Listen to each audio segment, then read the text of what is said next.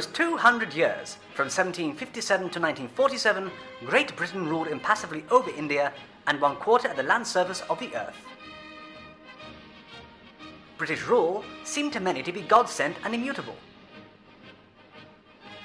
What began as a purely business venture of the East India Company, in time became the British Raj of India.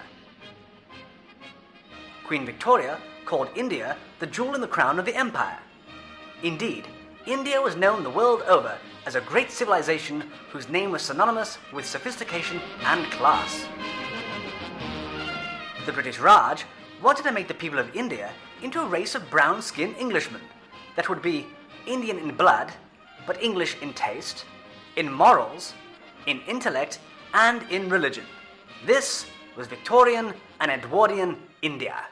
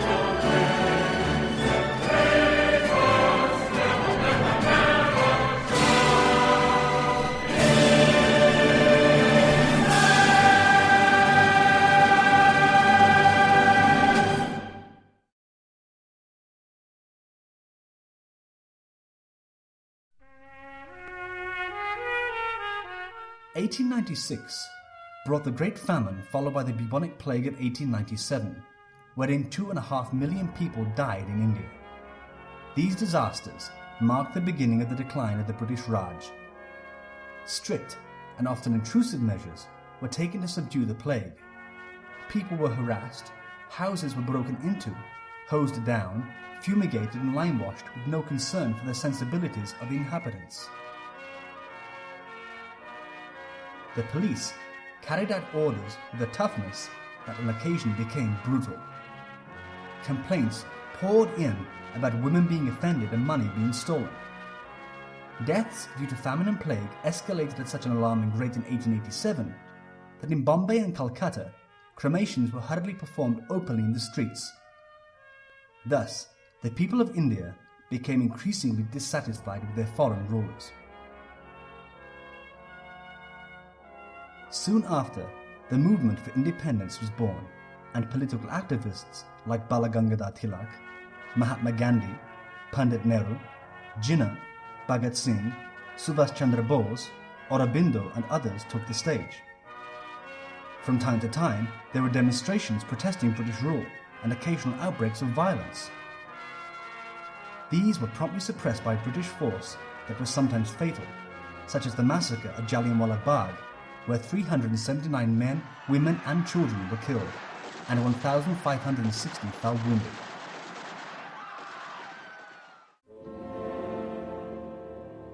Other events in the world added to the uncertainty of the empire's future when World War I broke out in Europe between 1914 and 1918, resulting in the deaths of more than 10 million people, many of which were Indian soldiers fighting for the British. Indeed, these were troubled times. The karmic reaction of decades, even centuries, of materialism was now taking its relentless toll. In an atmosphere of expanding empires, wars, natural disasters, political calamity, and all-round spiritual void, the world was clearly lacking the leadership and example of someone who knew the real purpose of the human form of life.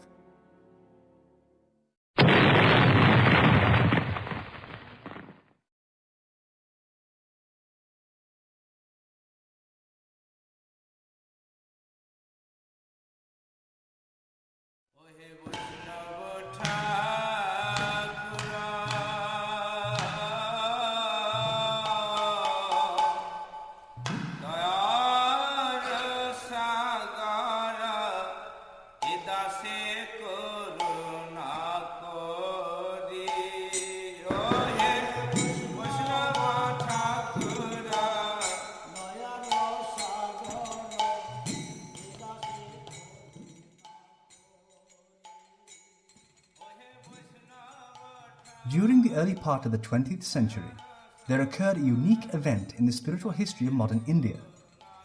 In the remote village of Sridham Mayapur, on the banks of the sacred Ganga in West Bengal, there resided a distinguished personality who would, in due course, do more to help raise the consciousness of human civilization than that of any other person of his time. On March the 7th, 1918, Srila Bhaktisiddhanta Saraswati Thakur Prabhupada, adorning the saffron robes of a mendicant, accepted the renounced order of life Tridandi Sannyas. He then raised the clarion call of Sri Krishna Sankirtan at Sridham Mayapur with Kartal and Mridanga, that would eventually be heard in every town and village around the world. In so doing, Saraswati Thakur brought attention to the deep spiritual teachings of Krishna consciousness. He issued a universal challenge of totalitarian war against all philosophical and theistic misconceptions that cover the true identity of the soul. In the teachings of Saraswati Thakur, the only thing lacking in this material world is Krishna consciousness. The only real welfare work to be done is the distribution of Krishna consciousness, the prime benediction for humanity at large. The achievements of power, wealth, and fame are all temporary and lead to the perpetual suffering of the soul in the cycle of repeated birth and death. The Sankirtan movement, started by Saraswati Thakur from Sridham Mayapur, was the revival of the original Krishna Sankirtan movement of Sri Chaitanya Mahaprabhu in the 15th century. Through his preaching, Saraswati Thakur attracted to his mission many sincere members of the intelligentsia and social elite of Bengal. Together with his disciples, Saraswati Thakur led a second renaissance of the Krishna consciousness movement, establishing temples, defeating opposing philosophies, recruiting thousands of converts to the doctrine of divine love, and publishing ancient and modern spiritual texts in periodicals, books, and newspapers, and distributing them throughout India and abroad. From the time of his accepting Tridandi Sannyas in 1918 until his departure from this world in 1937, his mission, known as the Gaudiya Math, flourished under his guidance.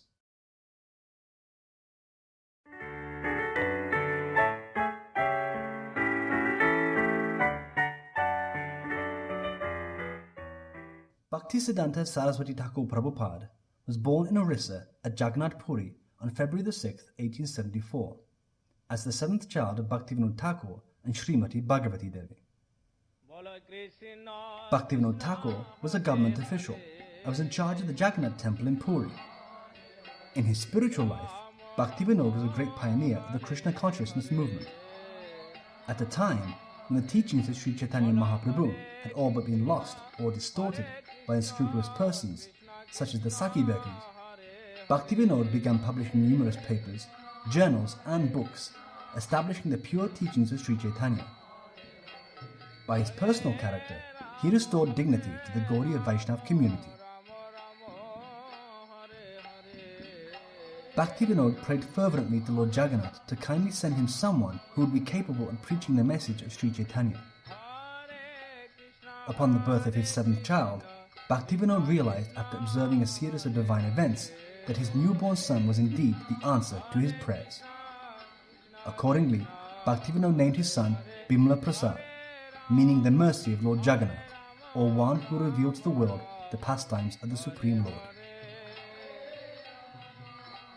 His sons receiving the blessings of Lord Jagannath during the annual Rath Yatra festival when he was only 5 months old was noted by Bhaktivinoda as a direct confirmation of the divinity of his son. A.C. Bhaktivedanta Swami Prabhupada shares with us the memory of this event. When my spiritual master appeared at Jagannath Puri, he was the son of a very big government office, Bhaktivinoda Thakur. He was magistrate, and in those days a magistrate is a big officer in the government, practically next to governor. And Bhaktivinoda Thakur was in charge of the Jagannath temple. So there was Ratha Yatra festival, and the car was passing in front of Bhaktivinoda Thakur's house. The car stopped before his house, and at that time Srila Bhaktisiddhanta Saraswati Thakur, a child in the lap of his mother, the mother took the opportunity of rising on the car. He was magistrate's wife, so he had the facility. Immediately people gave her a way to go on the top of the car and place the child on the lotus feet of Jagannath, and there were many garlands. One garland fell upon him. Bhaktisiddhanta says, blessings.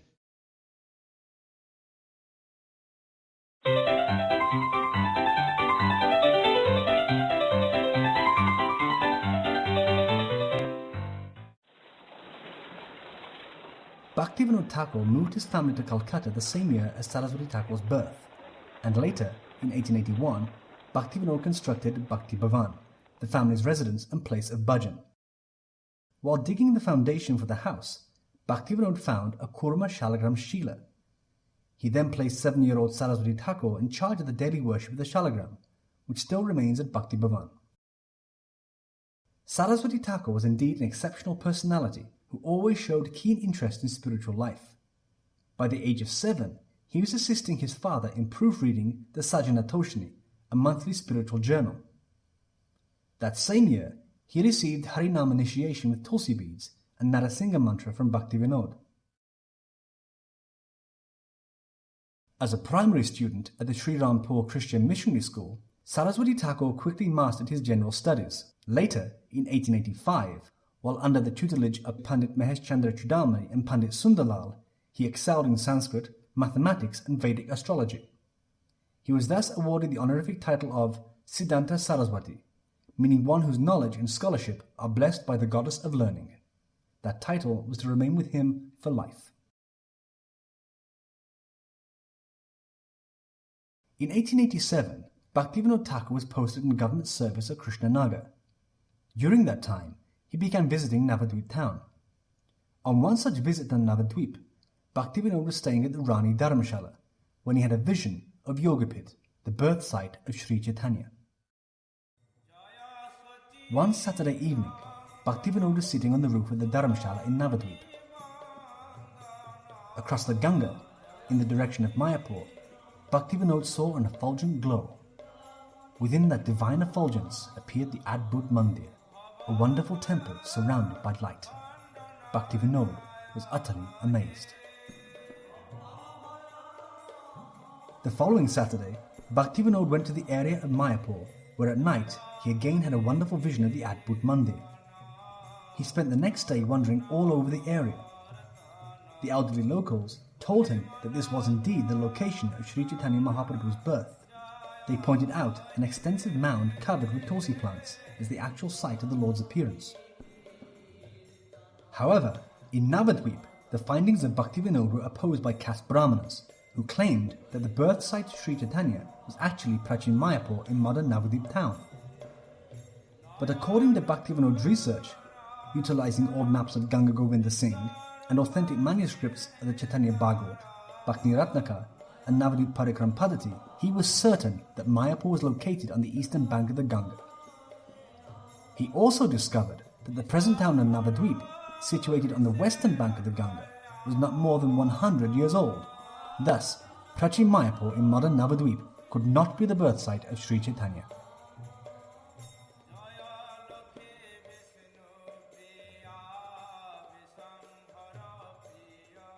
It has got no ground because Yogapeeth is the birthplace, it is proved for all respect. She particularly cherished it. She, after all, Mahaprabhu was born just 529 years or so, or 20 years. And during that time, definitely there are all the records, maps, everything. So from the point of archaeological, from the point of history, from the point of geography, from the point of literature, it is clearly proved without any doubt that Mahaprabhu was born in the eastern side of Ganga. And Prachim Mayapur is in the western side. Therefore, undisputed. Wishing to confirm his vision and findings even more resoundingly, Bhaktivinoda in 1888 requested his Shiksha Guru and the head of the Gaudiya Vaishnava community, Jagannath Das Babaji, to come to the newly discovered birth site of Sri Chaitanya. The aged Babaji, who was more than 120 years old at that time, had to be carried in a basket wherever he went. However, when Jagannath Das Babaji was brought to the spot discovered by Bhaktivinoda Thakur, he became overwhelmed with ecstasy and jumped from his basket, shouting, "Et Nimai Janmabhumi! Et Nimai Janmabhumi!" This is indeed the birthplace of Sri Chaitanya. Thus, from both an empirical and spiritual point of view, the place of Sri Chaitanya's birth was ascertained. From this time on, Saraswati Thakur began staying in Mayapur at intervals. In 1889, Bhaktivinoda built his place of bhajan, Swananda Sukara Kunj, at Godrumadweep on the banks of the Jalangi. Sometimes Bhaktivinoda and Saraswati Thakur were staying at Godrumadweep, sometimes at Krishnanagar, and sometimes in Calcutta. In 1891, at age 17, Saraswati Thakur gathered some of his young friends in Calcutta and formed a philosophical discussion group called the August Assembly. Each member of this discussion group took a lifelong vow of celibacy, a vow that in the end only Saraswati Thakur himself was able to maintain. He remained a Naishtaka Brahmachari, completely celibate throughout his life. From 1892 to 1898, Saraswati Thakur assisted Bhaktivinoda in the development of Mayapur and the propagation of Krishna consciousness. In 1895, a grand festival was held at Mayapur, in which Bhaktivinoda installed deities of Sri Chaitanya and Vishnu Priya.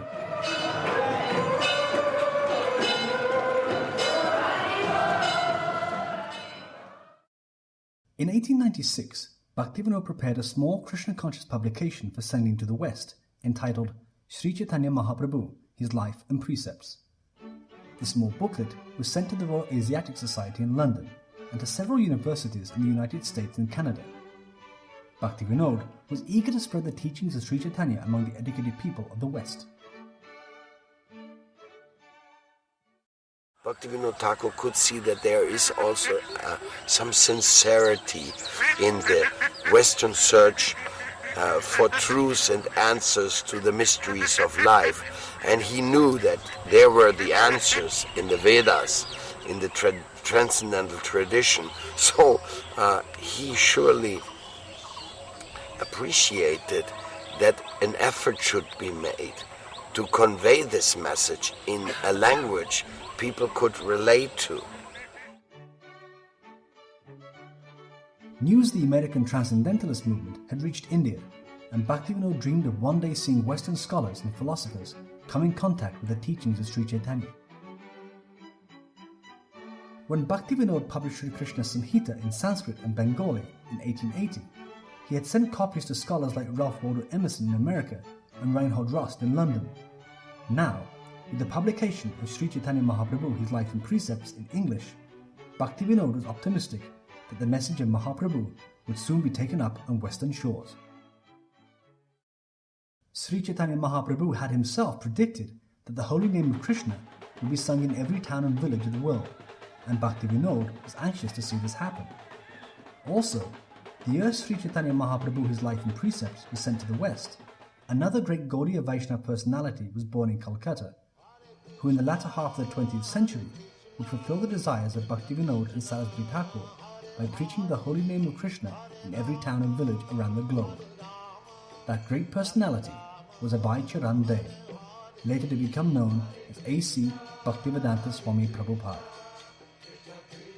Swami B.B. Bodhaya Maharaj of Gopinath Gaudiya Math confirms these facts. Actually, nowadays, if you look the route to spread the message of Mahaprabhu around the world, he is the root of these messages, to spread around the world abroad. It was his desire to spread the message.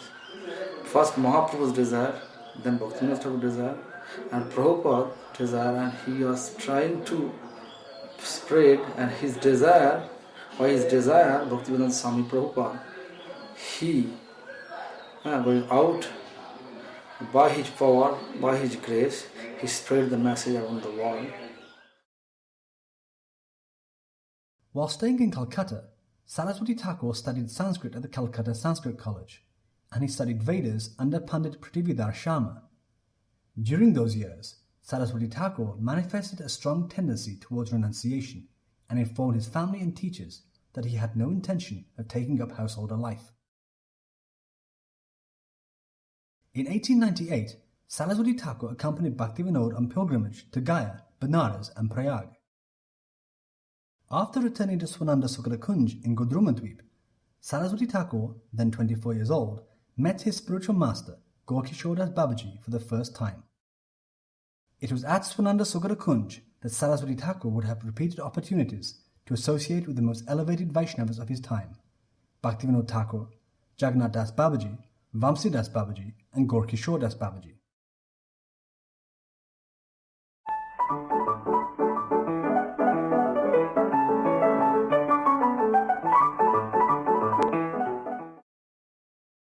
In late January of 1900, after repeated humble submissions, Gaurkishore Das Babaji happily accepted Saraswati Thakur as his formally initiated disciple and conferred upon him Bhagavati Diksha and the name Sri Vashabhanavi Dayita Das, meaning one who is the servant of the dear most beloved of Srimati Radharani.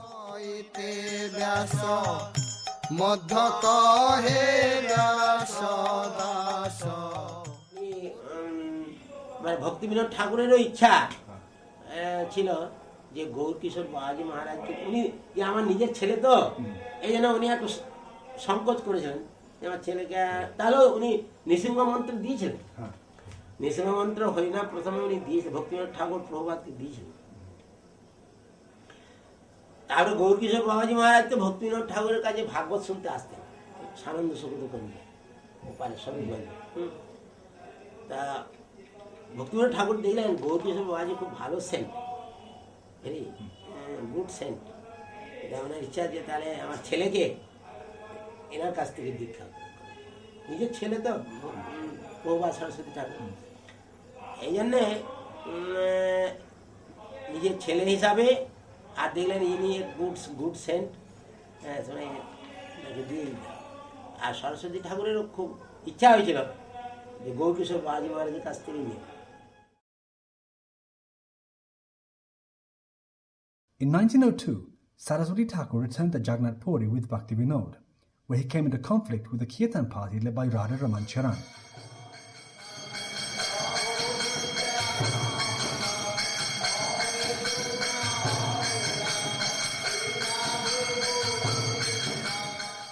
Radha Raman Charan had established a poetic style of Kirtan, wherein there were opposing philosophical conclusions and conflicting transcendental mellows. It was also the practice of Radha Raman Charan to imitate ecstasies and sometimes dress himself or his male followers as gopis or sakibekis. Saraswati Thakur found Radha Raman Charan's kirtan deviations and imitations to be against the principles of Sri Chaitanya. All these deviant practices were firmly protested by Saraswati Thakur, who preached pure devotional kirtan. In 1905, Saraswati Thakur travelled to South India, where he met the head priest of the Ramanuja Sampradaya at Sri Perembadur. Together, they discussed the Vaishnava order of Tridandi Sannyas that had been in effect for several thousand years since the time of Vishnu Swami. It was clear to Saraswati Thakur from their discussions that Tridandi Sannyas was an accepted part of Vaishnava Dharma, although it had been lost over time in certain parts of the country. Returning from South India, Saraswati Thakur went to Mayapur, where he remained for 4 years and performed the Naam Vrat of chanting 300,000 names of Krishna every day.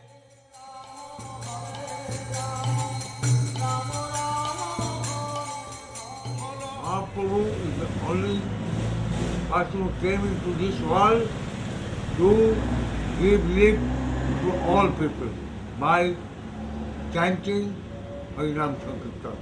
Naam is the only thing by which one can get rid of all the pains of this world. Naam Kirtan, Hare Krishna, Krishna Krishna, Hare Hare, Hare Ram, Ram Ram, Hare Hare. At Mayapur, full of jungle, not a single temple.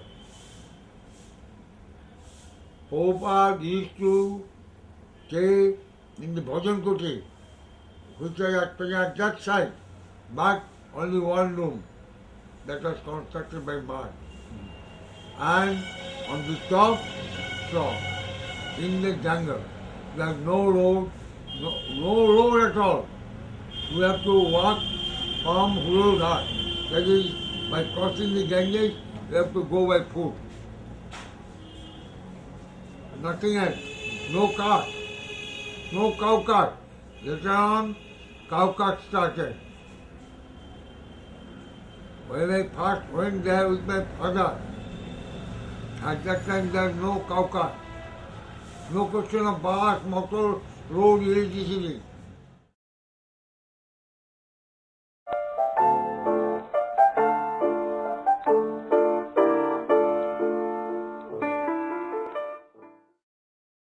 By 1914, Saraswati Thakur had become widely recognized as a stalwart preacher of the Sankirtan movement of Sri Chaitanya. The numerous branches of Bengali pseudo-spiritualists such as Gauranagaris, Bauls, Sakibekis, Smartas, Ativadis and Jati Gosais cowered in fear before this great personality. The mission of Sri Chaitanya was now in good hands, and Mayapur was beginning to flourish. In a letter, Bhaktivinoda Thakur gave Saraswati Thakur specific instructions for establishing Devi Varanashram, the divine social system based on service to Krishna, for preaching Krishna consciousness to the masses, for publishing devotional books, for serving Sridham Mayapur, and for establishing the annual circumambulation of Navadvip Dham. Not long after giving these instructions, Bhaktivinoda Thakur concluded his earthly pastimes and attained the eternal realm of Golok Vrindavan. On June the 23rd, 1914, precisely at noon, Bhaktivinoda entered the pastimes of the Supreme Lord, far beyond the vision of the conditioned souls of this world.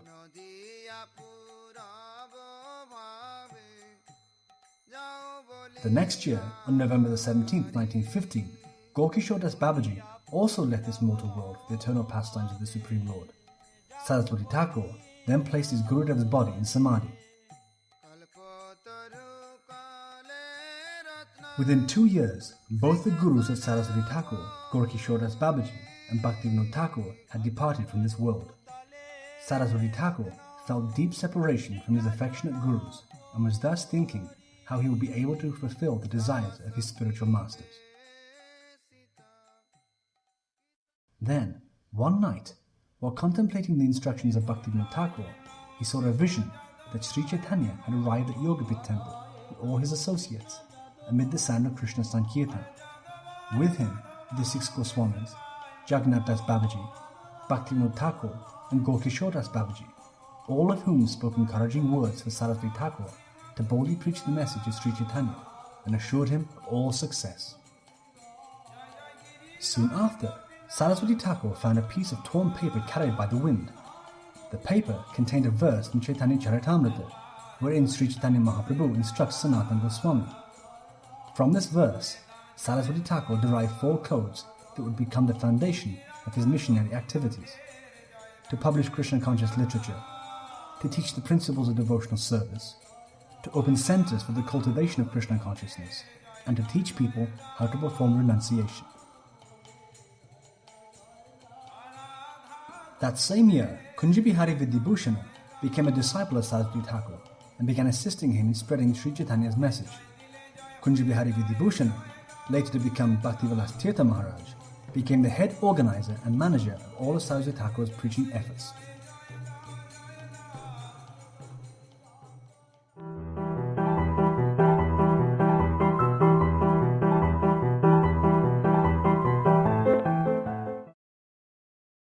From 1914 until 1918, Saraswati Thakur gave considerable thought to the necessary steps to be taken in order to widely spread the Sankirtan movement. Having received direct intimation from both his gurus and from Sri Chaitanya Mahaprabhu directly, Saraswati Thakur resolved to accept Tridandi Sannyas, the renounced order of life, on the occasion of the 432nd Appearance Day anniversary of Sri Chaitanya Mahaprabhu, on March the 7th, 1918. Thus, he became known as Tridandi Goswami Sri Bhaktisiddhanta Saraswati. He then established his preaching headquarters nearby Yogapit at Sri Chaitanya Mat, where he installed deities of Sri Sri Guru Gauranga Gandhavika Giridhar. The Bhagavad printing press was set up at Chaitanya Mat, and the presses worked constantly to printing the message of Sri Chaitanya. That same year, a house was rented at Ultadanga Junction Road in Calcutta, and a flurry of preaching and Sankirtan activities began. Many educated and influential people of Calcutta, such as Jagat Bandhu Datta and Sakhi Charan Rai, came to the Ultadanga house to hear the lectures of Saraswati Thakur, and later became his initiated disciples.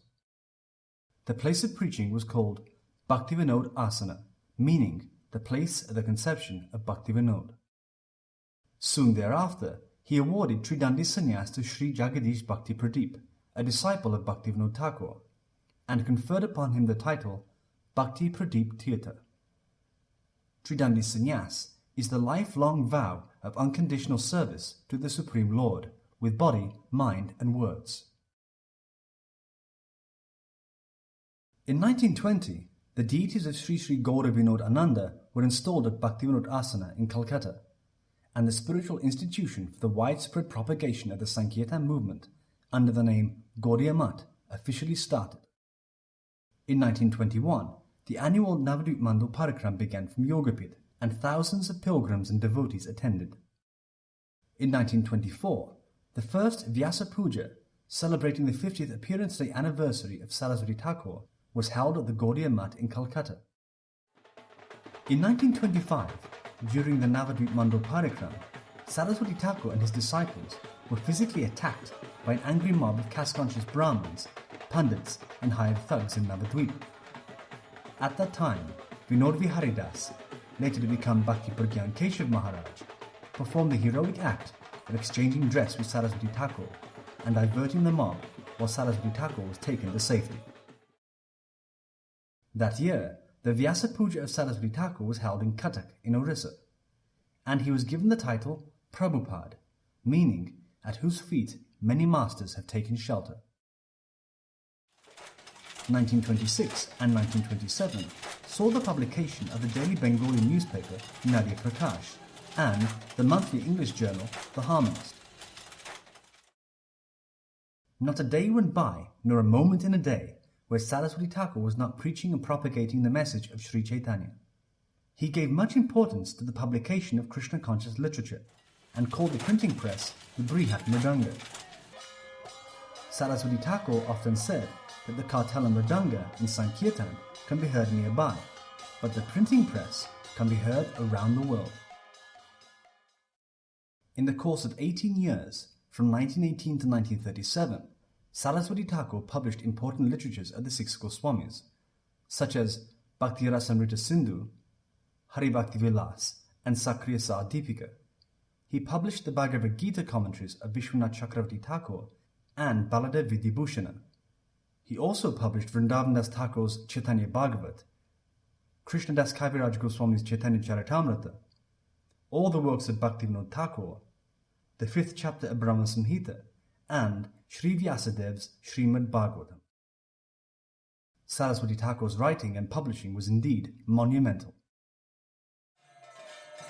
During these years, Saraswati Thakur also established over 64 missionary centers in India and abroad, and installed deities of Mahaprabhu and Radha Krishna in all the main Gaudiya maths, such as Sri Sri Gandhavika Giridhari at Chaitanya Math in Mayapur, Sri Sri Vinod Ananda at Bagbazar Math in Calcutta, Sri Sri Radha Damodar at Krishna Chaitanya Math in Vrindavan, Sri Sri Vinod Madhava at Purushottam Gaudiya Math in Jagannath Puri, Sri Sri Gopi Gopinath at Brahma Gaudiya Math in Alanath, and Sri Sri Nayanabhirama at Ramananda Gaudiya Math on the Godavari River. During this time, Saraswati Thakur also conferred sannyas on a total of 21 disciples and sent them out to preach the message of Sri Chaitanya.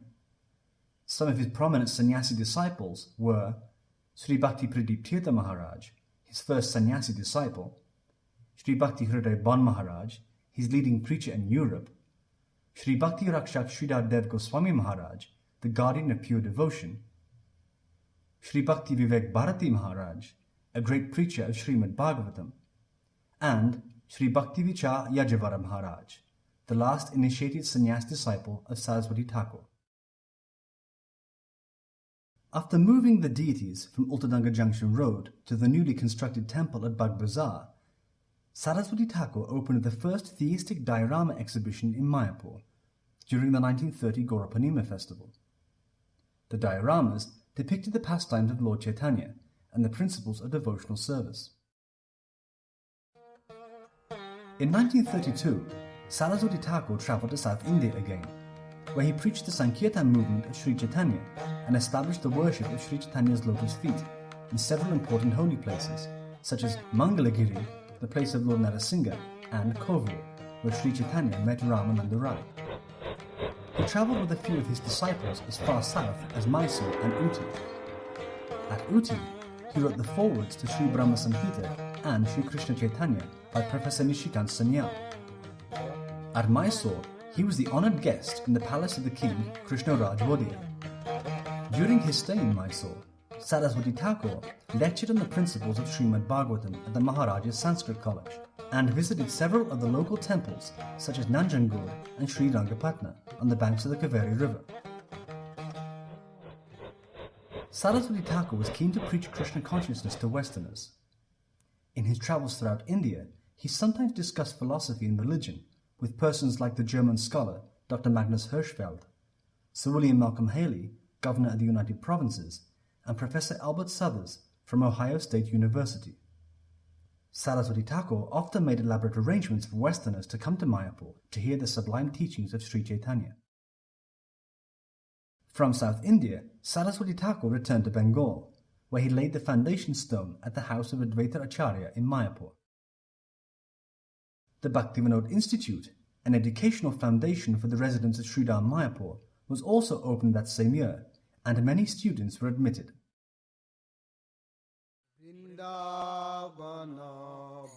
The first Vrajamandu Parikram began in 1932, and Saraswati Thakur and his disciples circumambulated Vrajamandala during the month of Kartik. Saraswati Thakur arrived in Vrindavan by car with many of his non-Brahmin disciples.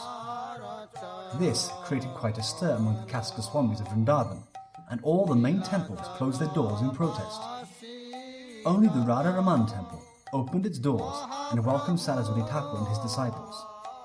At the Radha Raman temple, Saraswati Thakur commented that he was getting the darshan of all the deities of Vrindavan in Radha Raman. So this is the very, I want to tell that this is the very close relation with the Bhaktisiddhanta Saraswati and our great-grandfather Madhusudan Goswami. And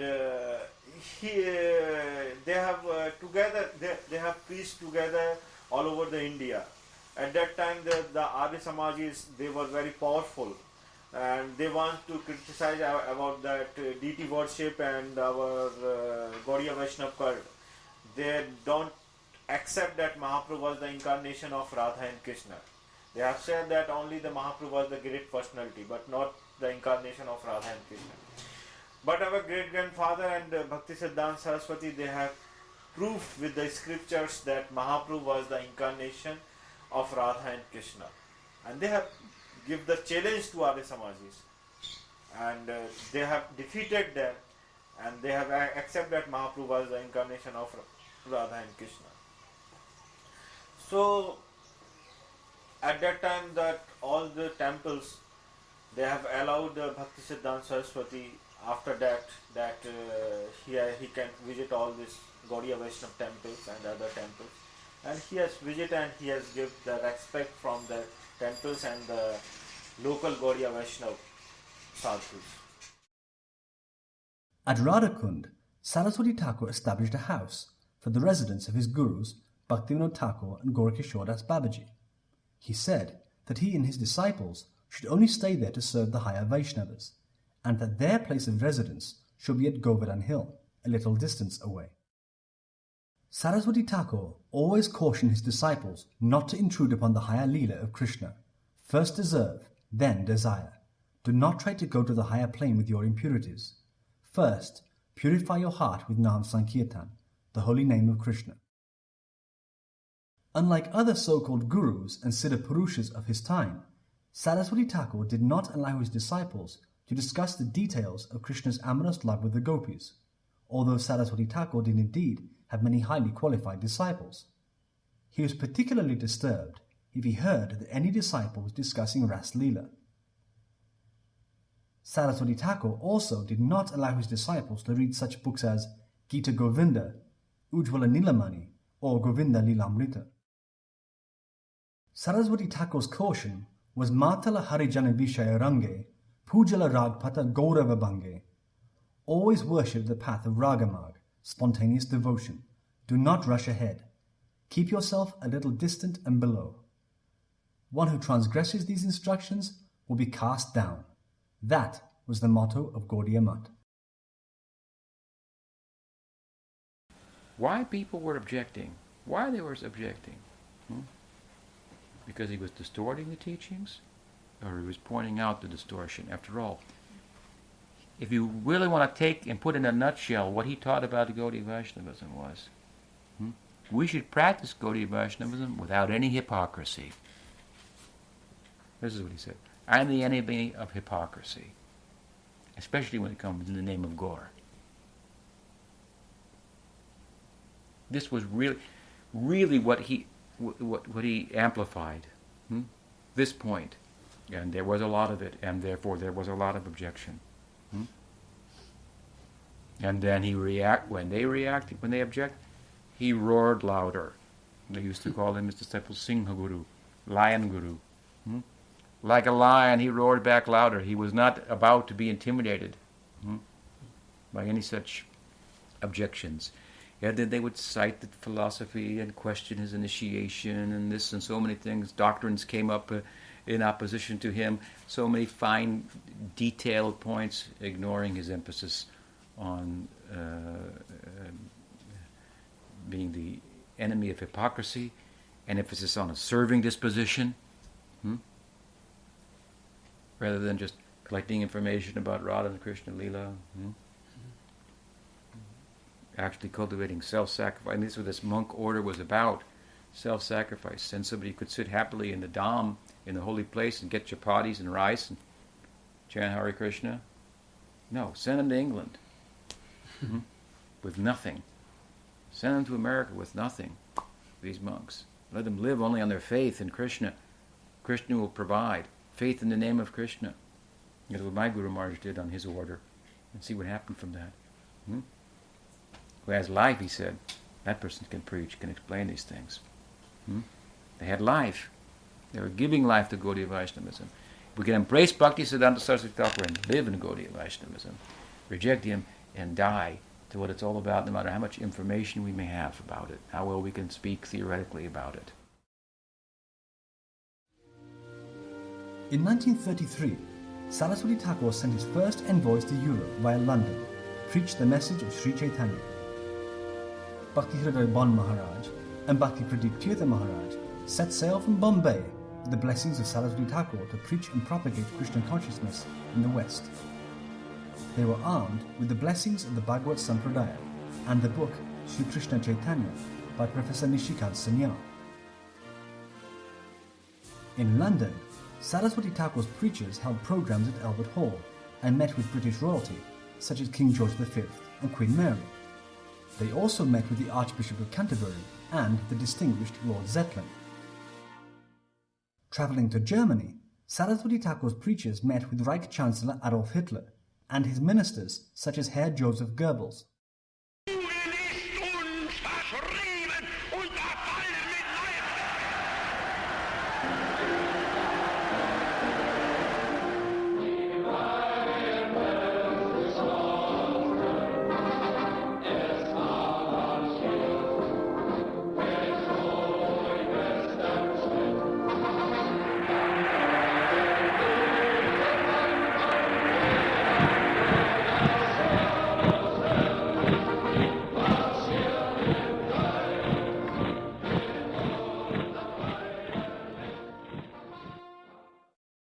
Sri Chaitanya's teachings of divine love were preached to all these men, and to each was given a copy of the book Sri Krishna Chaitanya. Although these men were given the chance to embrace the teachings of Sri Chaitanya, they did not avail themselves the opportunity, and by the next decade they were dragged by the power of Maya into the hell known as World War II. Meanwhile, in India, Saraswati Thakur and his disciples preached the Sankirtan movement for the benefit of humanity at large.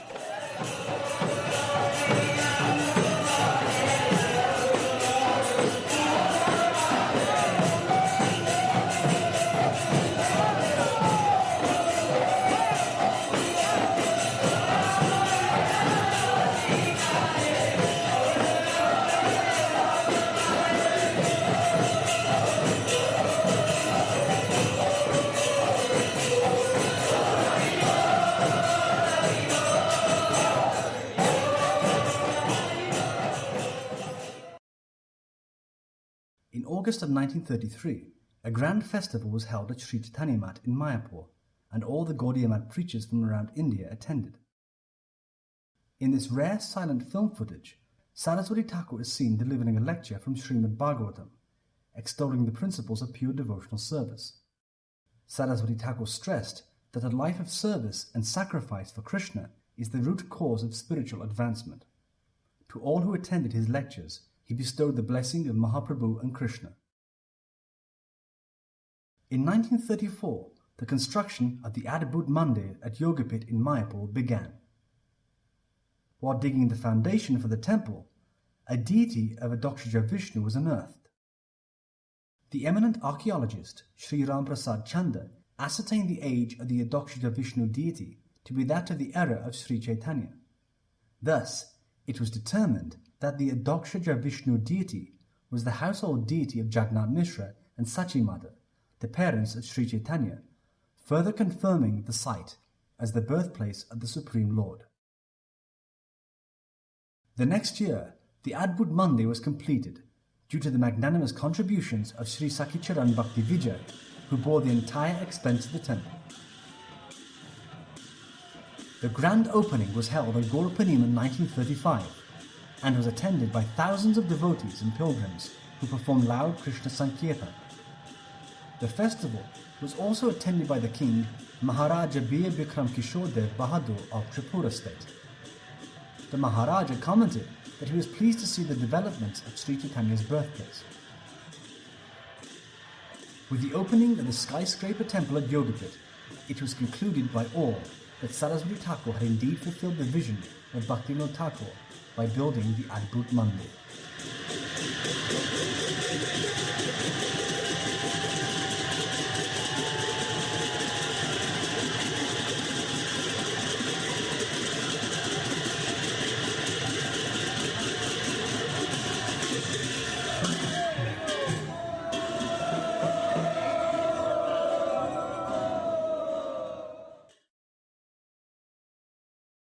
Sir John Anderson, Governor of Bengal, then visited Mayapur by personal invitation and presented an official proclamation that Yogapit in Mayapur was the authentic birth site of Sri Chaitanya.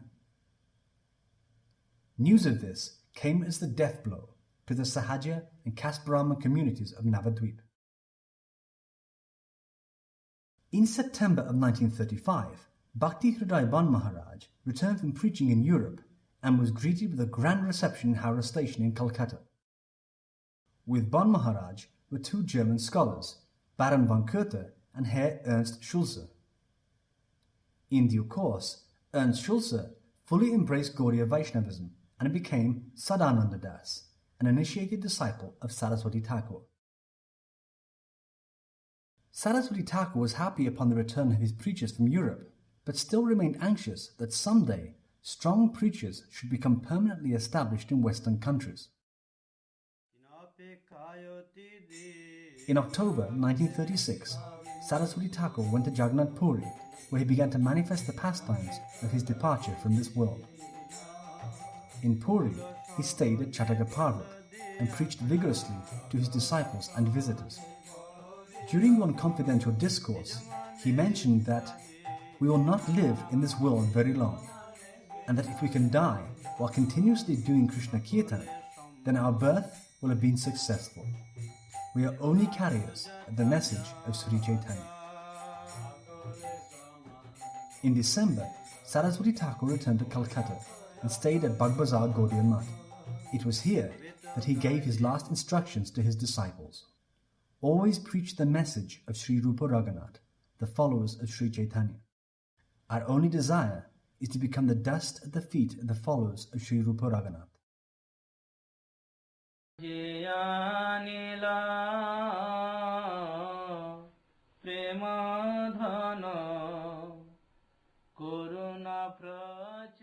While staying at Bagbazar Gaudiya Math on January the 1st, 1937 at 5:30 a.m., Saraswati Thakur, who had descended to this world from the personal entourage of Sri Chaitanya Mahaprabhu, concluded his earthly pastimes and returned to the abode of the Supreme Lord. Much to the wonder of everyone, all the clocks of the Math stopped at exactly that moment. Arrangements were then made to take Saraswati Thakur's body to Mayapur by train, where he was placed in Samadhi. Along the way, thousands of people gathered to pay their respects to this great personality who had boldly preached the message of Sri Chaitanya for the benefit of all.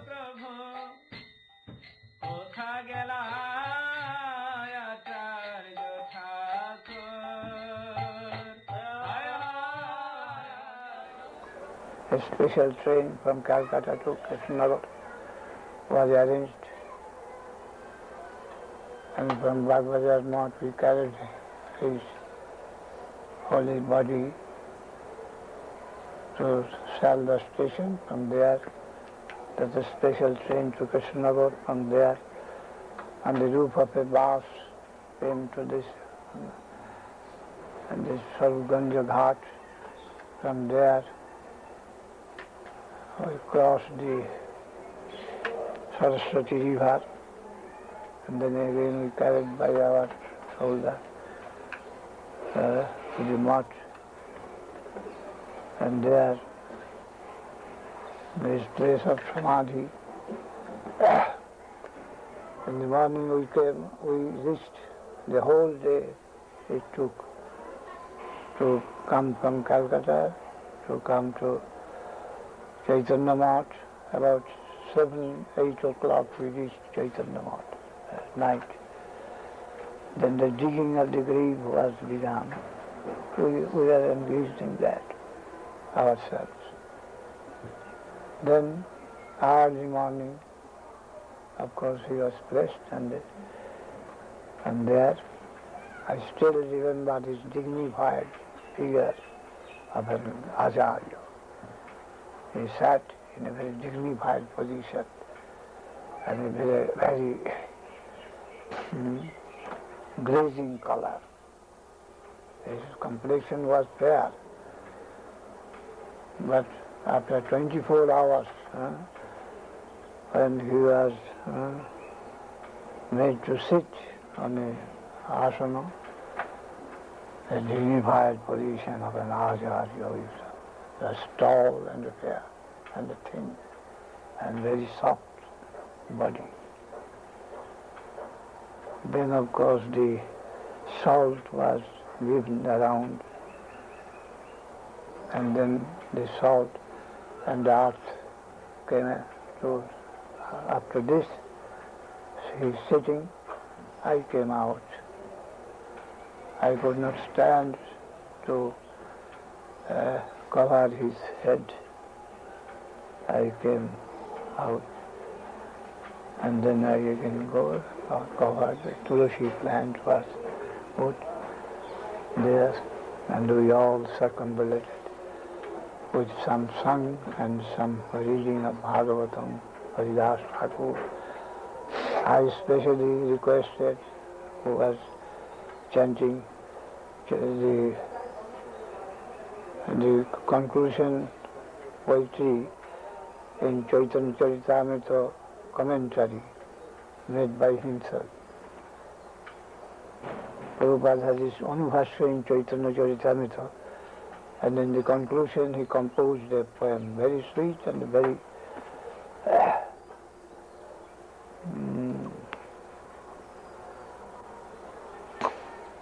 lamenting temperament. I asked to read that poem of him, and it was read. Then Haridas Thakur Nityam and Chaitanya Charitamrita, that was read. And then circumambulation of the Samadhi, the tulsi plant from that. And one gentleman requested me to chant the same Sri Rupa Manjari Pada. What? The 2 days before he requested me to sing, and I sang. So that song was sung by me, and then everything finished.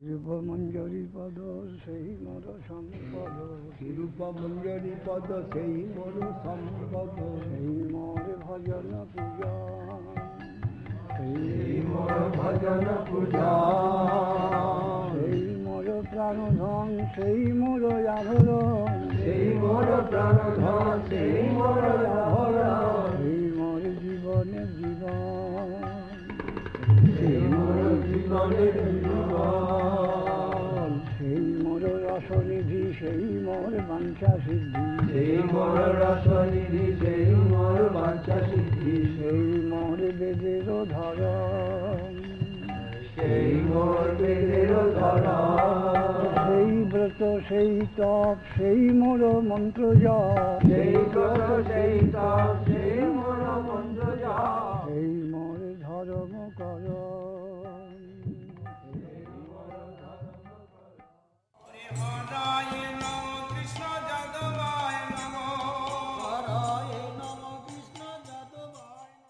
After the disappearance of Srila Bhaktisiddhanta Saraswati Thakur, his mission, the Gaudiya Math, suffered a severe setback when 3 of his important disciples deviated from the principles of pure devotional service. This created quite a disturbance, after which many of Saraswati Thakur's sincere disciples, such as Bhakti Vivek Bharati Maharaj, Bhakti Pragyan Keshav Maharaj, Bhakti Daita Madhav Maharaj, Bhakti Rakshak Sriram Maharaj, Bhakti Pramod Puri Maharaj, Bhakti Saranga Goswami Maharaj, Bhakti Vichar Yajavara Maharaj, Bhakti Vilas Tirtha Maharaj, Sakhi Charan Prabhu, Abhay Charan De, and others rose to the occasion and strived with great endeavour to uphold the teachings of Saraswati Thakur in principle and through their perfect behaviour and personal example. During that time, many missions following the codes of the Gaudiya Math were established, and the preaching of the Sankirtan movement spread throughout India. Many Krishna conscious literatures were published, and many new temples were opened. Krishna consciousness in India was flourishing, but the prediction of Sri Chaitanya Mahaprabhu that the holy name of Krishna would be spread in every town and village around the world remained a great mystery. All that was about to change in 1959, when Abhay Charan De accepted the renounced order of life and became A.C. Bhaktivedanta Swami. For several years, Bhaktivedanta Swami prepared himself for a journey that would literally affect the lives of every man, woman and child living on this planet. In 1965, Bhaktivedanta Swami set sail on the good ship Jaladuta, bound for the United States. He carried with him a trunk of newly published volumes of Srimad Bhagavatam with commentary in English. Disembarking from the Jaladuta at New York City, Lord Krishna began to make Bhaktivedanta Swami dance, the effect of which would ignite the Sankirtan movement on a global scale.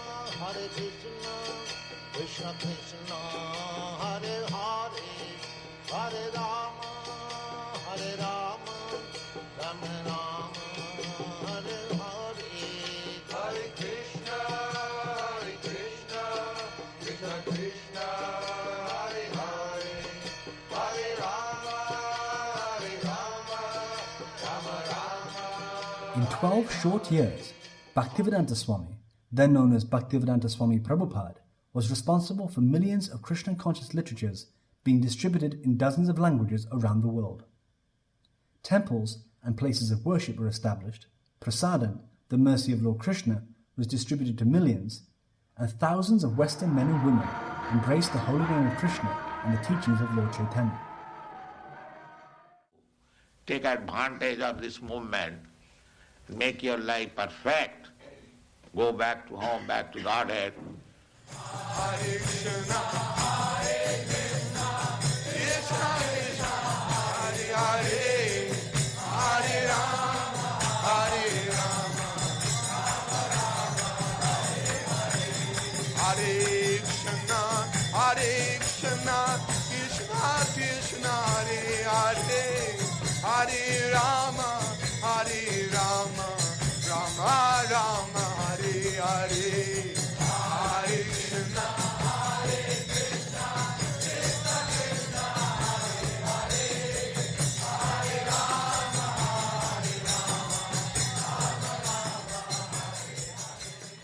Due to Bhaktivedanta Swami Prabhupada, Hare Krishna had become a household word in Western countries.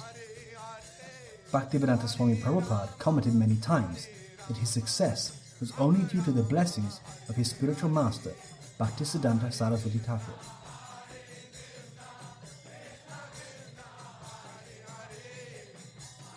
In the 1980s and 90s, the words of other prominent preachers of the Sankirtan movement, such as those of Bhakti Raksha Sridhar Maharaj and Bhakti Pramod Puri Maharaj, also became heard in the Western world. The involvement of these two great personalities in the Krishna consciousness movement further enhanced the achievements of Bhaktivedanta Swami Prabhupada. Now, in the 21st century, the disciples and grand disciples of these great spiritual masters continue the spreading of the Sankirtan movement on virtually every continent, in every country, and in every town and village of the world. Krishna consciousness is the eternal consciousness of the soul. It is not limited by race, color, or a particular society. Krishna consciousness is universal, and those who understand this are indeed fortunate. May the blessings of Srila Bhaktivinoda Thakur and Srila Bhaktisiddhanta Saraswati Thakur remain with them forever.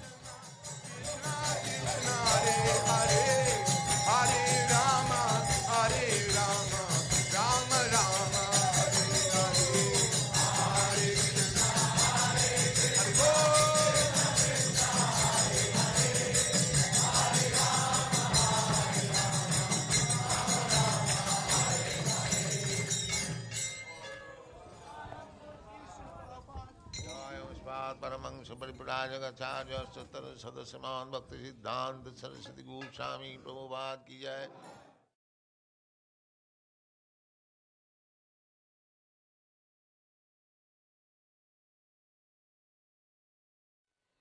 সুজনার বুদরাদিত পাদ যুগং যুগং ধর্ম ধুরান্ধর পাত্র বারম সুজনার বুদরাদিত পাদ যুগং যুগং ধর্ম ধুরান্ধর পাত্র বারম বরদা বয়দায়ক পূজ্য পদ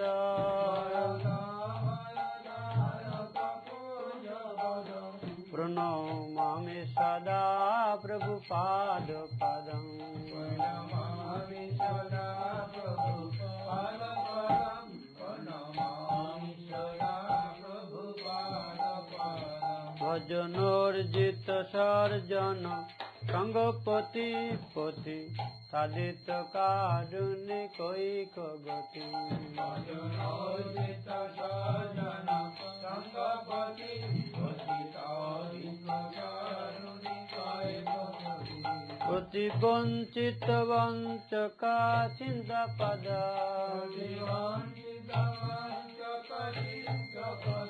পুনমামি সদা প্রভু পাদ পদম